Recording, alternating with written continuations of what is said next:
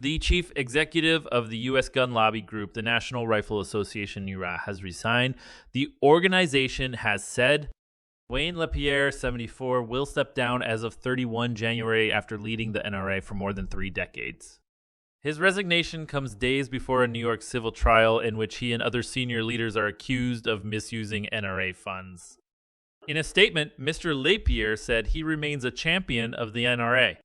I've been a card-carrying member of this organization for most of my adult life, and I will never stop supporting the NRA and its fight to defend Second Amendment freedom. He said, "My passion for our cause burns as deeply as ever." Mr. LaPierre has cited health reasons as being behind his decision to resign, the NRA said in a statement. His resignation comes as a New York civil trial is set to commence on Monday, in which it is alleged that he and 3 other current and former NRA leaders violated the state's nonprofit laws. New York Attorney General Letitia James, who brought the lawsuit in 2020, also accused the leaders of misusing millions of dollars of funds to pay for lavish personal expenses. The other defendants are Wilson Phillips, Joshua Powell, and John Fraser. Though Mrs. James has categorized Mr. LaPierre as the central figure in the case, one example of misconduct alleged in the lawsuit states that Mr. LaPierre visited the Bahamas more than 8 times by private plane using funds intended for the NRA for a total cost of $500,000, $380,000. The lawsuit also sought to oust Mr. LaPierre from his leadership position.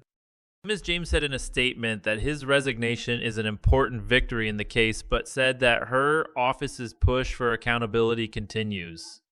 Our case will move ahead, and we look forward to proving the facts in court, she said. The trial is expected to last 6 weeks and will be decided by a 6-member jury. In its statement announcing Mr. LaPierre's resignation, the NRA said it will continue its defense of the lawsuit. They have previously described it as a baseless, premeditated attack. The NRA is one of the most powerful political organizations in the U.S., known for its heavy lobbying against all forms of gun control. The organization has also argued repeatedly that more guns make the country safer. It relies on and staunchly defends a disputed interpretation of the Second Amendment to the U.S. Constitution, which it argues gives us citizens the right to bear arms. It directly funds us politicians and lawmakers who support its aims. Its membership has declined in recent years. However, CBS reported in 2022 that the lobby group's revenue, a bulk of which comes from member fees, had shrunk by 23 from 2016 to 2020.